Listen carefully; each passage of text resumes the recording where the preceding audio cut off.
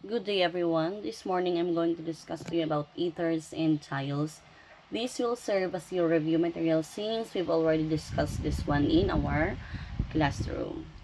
So what is all about ethers and tiles?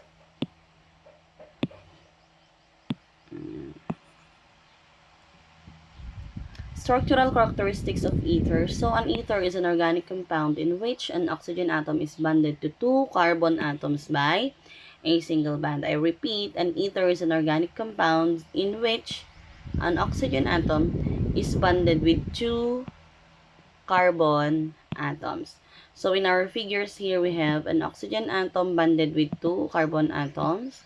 An oxygen atom here bonded with two carbon atoms. So generally, the structure or the functional group ether has the following general structure. COC. Okay? So the two groups attached to the oxygen atom of an ether can be the same, just like the first structure. Two carbon groups are the same, while the other structure of ethers are carbon atoms that are not symmetrical or not the same. So I repeat, all ethers contain a COC unit, which is an ether functional group. Nomenclature of ethers. So common names, unahin muna natin yung common names. Common names are almost always used for ethers, while alkyl groups contain 4 or fewer carbons. There are two rules. One for unsymmetrical ether. Pag sinabi nating unsymmetrical, two different aryl groups. And one for symmetrical ethers, two identical alkyl or aryl groups. So for unsymmetrical ethers, unsymmetrical, ibig sabihin hindi sila magkaparehong carbon groups. Name both hydrocarbon groups bonded to the oxygen atom in an alphabetical order.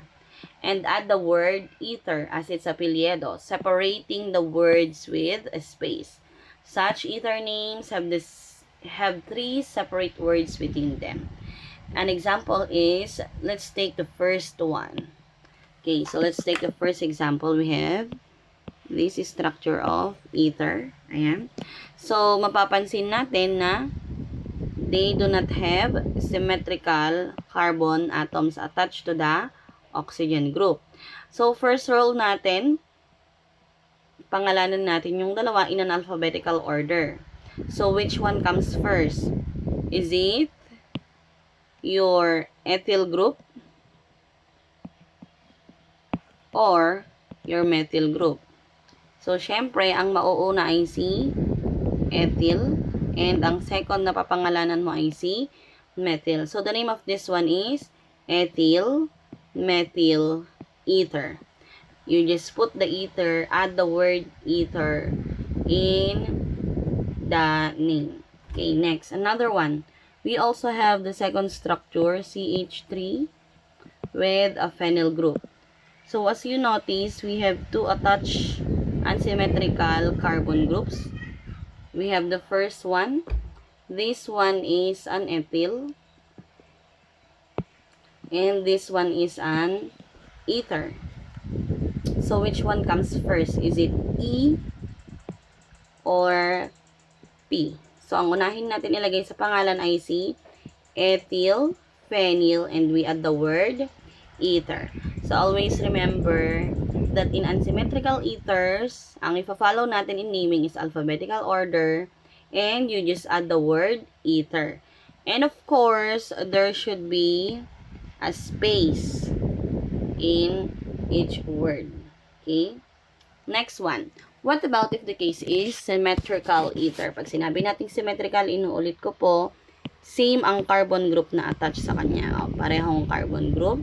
Pareho ring ethyl ang naka-attach dito. So, ang gagawin mo lang, since naulit naman yung naka-attach sa kanya and it's the same attachment, ibig sabihin, you are just gonna utilize the prefix di. Okay? So, let's just like the first example. In our first example, we have dimethyl. Dahil naulit yung methyl group. Kaya dimethyl, you just add the word ether. And in our second example, we have diethyl, dahil naulit si ethyl. And you just have to add the word ether.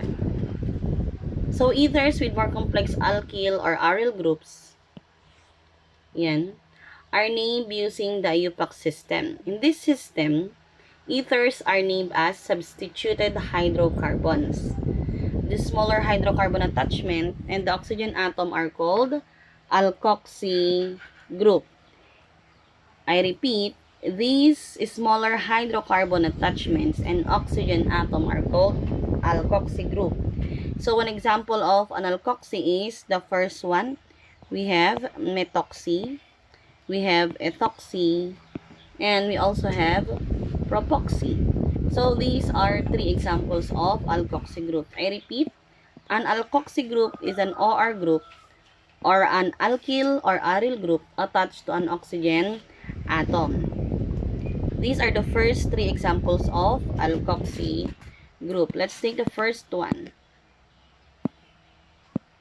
We have methoxy. Why is it called methoxy? Because it's a combination of oxygen and one carbon group only. What about the second example? We have ethoxy group. Why is it called ethoxy? Because it's a combination of two carbon group and one oxygen atom. The last one, we have propoxy group because it's a combination of three carbon group and an oxygen atom. That's why it's called propoxy, and so forth. So, rules in naming ether using your IUPAC system. Let's take the first one. Select the longest carbon chain and use its name as base name. So, select the longest carbon chain. Unahin natin ito. What is the longest carbon chain sa ating example? This one. What about on the second example? Our longest carbon chain is this one. Then, change the ill ending. Rule number 2, change the ill ending of the other hydrocarbon group to oxy to obtain the alkoxy group name. Si methyl, it becomes methoxy, ethyl becomes ethoxy, and etc.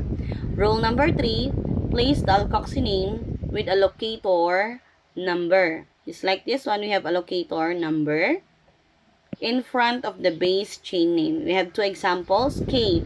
First rule, na-identify na natin yung longest chain. This one. And for the second example, this one. And the next thing that you are going to do is change ill into oxy.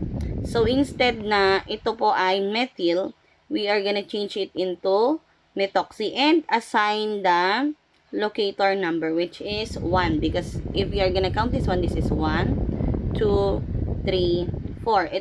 Since it's a 4 carbon group, you are gonna add in the name the word butane.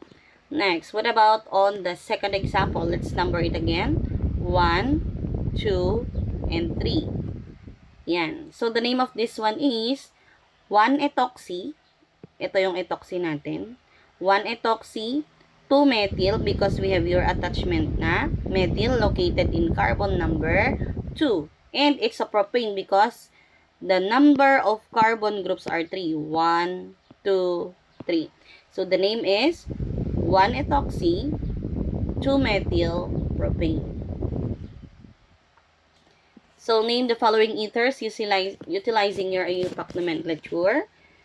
Yan. So, we have the following structures. So, let's try to name the first one. Okay, letter A. So, first rule, select the longest chain. That's our longest chain. Let's number 1, 2, 3. And we have our alkoxy group. This one is your alkoxy group. This is your alkoxy. This one. So, what is the name of your alkoxy group? Since it's a 2 carbon group, the name of your alkoxy group is ethoxy. The name of your alkoxy group is ethoxy.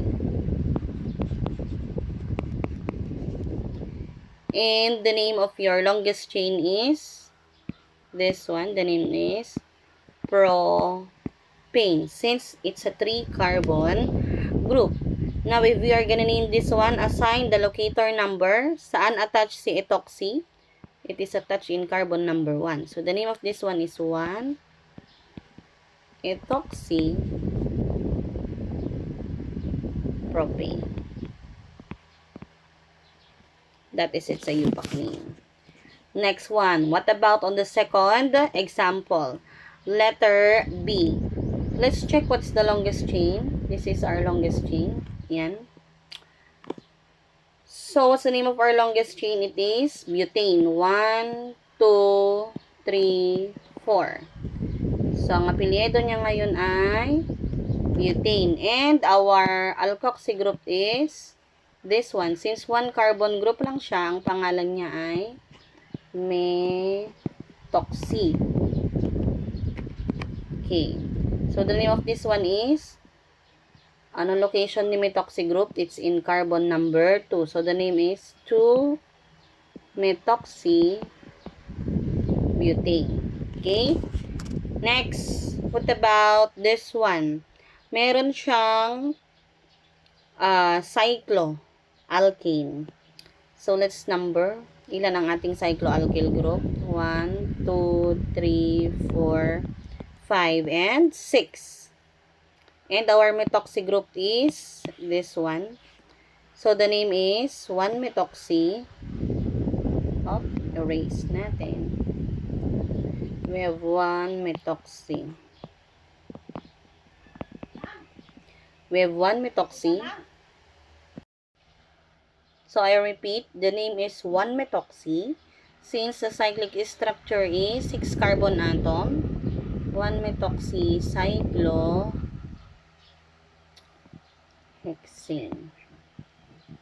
And for letter D, let's try to draw this one. It's a common name, ethyl methyl ether. So, ether, meron siyang oxygen sa gitna. Then, ethyl, mag-draw tayo ng ethyl. CH2, CH3. Then, methyl, CH3. Or, pwedeng vice versa. Pwedeng itong first structure ninyo. Or, pwede rin namang baliktad. Carry lang yon. CH3, CH2, CH3. So, it's the same. Ethyl methyl ether. So, next one. We have also another practice exercise. You may review them. We have its given, and we also have their answers. Okay? So, physical and chemical properties of ethers. Let's move to this part. The boiling point, dalawa lang ang kailangan nating malaman for this one.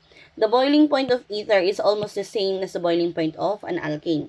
But always remember, class, that alcohols always have the highest boiling point. So, as we can see, si ether, meron siyang boiling point na 35 degrees Celsius. Si alkane, meron din siyang boiling point na 36 degrees Celsius. And si alcohol, meron siyang boiling point na 117 degrees Celsius. So, it has the highest boiling point. And the much higher boiling point of alcohol results from hydrogen bonding between alcohol molecules. So, ether molecules like alkanes cannot hydrogen bond to one another. So, ether oxygen atoms have no hydrogen atom attached directly to them. Siyempre, dahil si ether, wala namang hydrogen atom attached kay oxygen. Next one. Chemical properties of ethers. We have 2. Ethers are flammable. Siyempre naman, they are flammable. That's why, diethyl ether, whose boiling point is 35 degrees Celsius, is only a few degrees above room temperature. It's a particular flash fire hazard. Next, for item number 2, another chemical properties, ethers react slowly with oxygen from air to form unstable hydroperoxides and peroxides. So, this is how a hydroperoxide looks like and a peroxide. Such compound, when concentrated, represent an explosion hazard. So, these ethers are usually components of explosives. Okay? That's why when we are purchasing, or if ethers are stored in our laboratories, they should be stored very well and should be away from other compounds. Okay?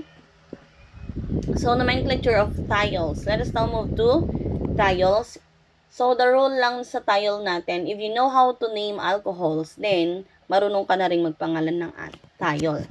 Because, thiols are named in the same way alcohols in the IUPAC system. Except that, si ol na dinadagdag natin kay alcohol, it becomes thiol. Now, the suffix thiol indicates the substitution of a sulfur atom. This one, thiol. Tinatawag itong thiol because of the presence of letter S or sulfur atom for an oxygen atom in the compound. So, we have two examples here. This is an alcohol. The name of this one is 2-butanol. Bakit? Numberan natin. 2, 3, 4. Yan. The location of our OH or alcohol group is in carbon number 2. Kaya 2. Butanol kasi 4 carbon and end with it all. Ngayon, pagpapalitan natin si OH ng SH, same rule tayo, 1, 2, 3, 4. But, the location of our SH or thiol is 2, 2-butane, this one, dahil 4 carbon, 2-butane, and thiol. So, pinalitan lang natin si ol ng thiol. As in the case of diols, triols, the E at the end of the alkane name is also retained for thiol. Okay? So, ginagamit natin ang diol at saka triol kapag na double COH group. Okay? So, paano naman kapag common names? Ayan, paano kapag common name? Common names for thiols are based on the use of the term mercaptan. Repeat, mercaptan. The older name for thiols. Ito po ay older name for thiols. The name of the alkyl group present as a separate word precedes the word mercaptan. So, ito papangalanan lang natin. This is an ethyl group. Ethyl mercaptan. Dadagdag mo lang yon. And we also have an isopropyl here. Dahil may isopropyl yan at may SH na nakasama, ang common name niya ay isopropyl mercaptan. So, idadagdag mo lang yung word na mercaptan sa kanyang common name. Example naman itong diol. Kapag na-doble itong si OH. Example natin ito. Nangyari may OH pa dyan. So, how do you name this one? Dahil double C OH, ang pangalan niya ay 2,3-butane. Sabi, i-retain natin si letter E, butane diol. Okay, di kasi dalawa ang ating oxygen. Ay, oxygen ang ating alcohol group. Paano naman kapag na double C, SH? So, ang pangalan na nito ay 2,3-butane dithiol. Okay? So, ganun lang din. Kahit na triple siya, papalitan mo lang ng tri. Okay?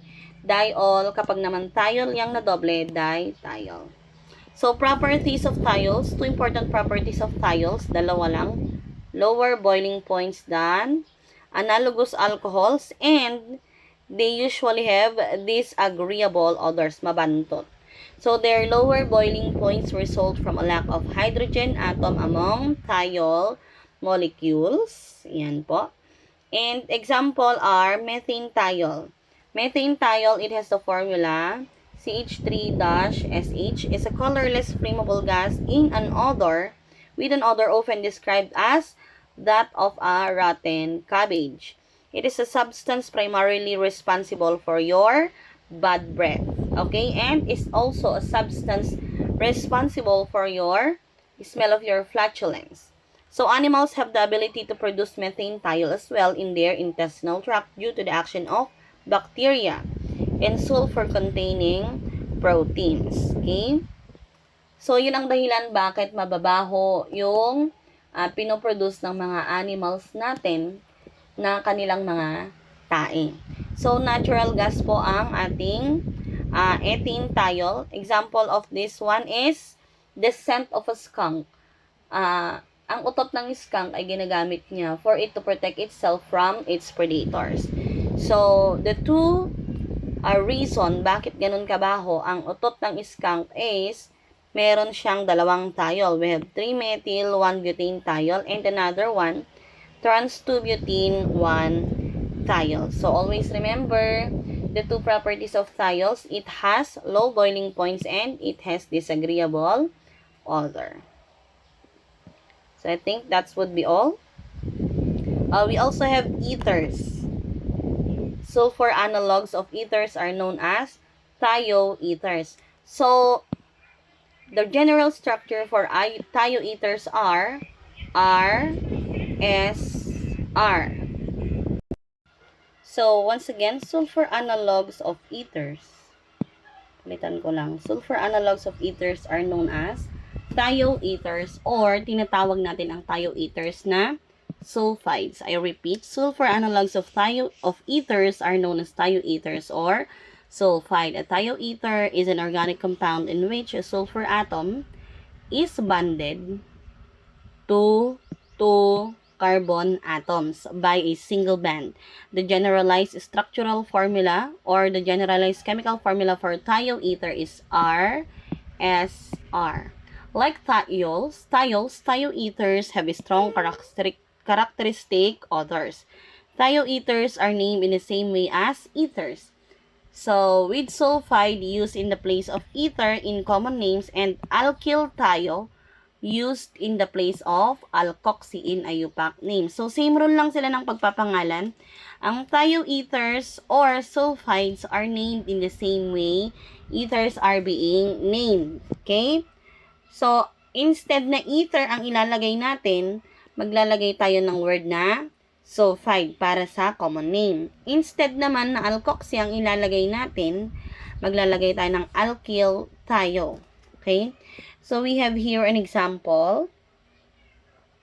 Its IUPAC name is dimethyl sulfide. Its common name rather is dimethyl sulfide. Another one, ang common name naman nito ay methyl phenyl sulfide. Ito wala siyang common name. So, we have its IUPAC name. Palitan natin yung alkoxy ng alkyl thio. So, this one, the alkyl group is methyl. Kaya ang pangalan ay methyl thiomethane. And another one, we have methyl thiobenzene. Okay? And for the last one, meron tayong double bond. Since may double bond siya, ang ating last name ay pentene. It's not pentane, it's pentene. Pentene kasi 1, 2, 3, 4, 5 groups. And we have 4 ethyl thio, this one. Ito yung ating ethyl thio. 4 ethyl thio, 2 methyl, another attachment, 2 methyl, 2 pentene. So, that is how you name your sulfur analogs or tinatawag natin itong thioether. Once again, thioethers, general structure is RSR or we can rewrite this one as carbon, sulfur, and carbon. Okay? So, that's all for the discussion for today.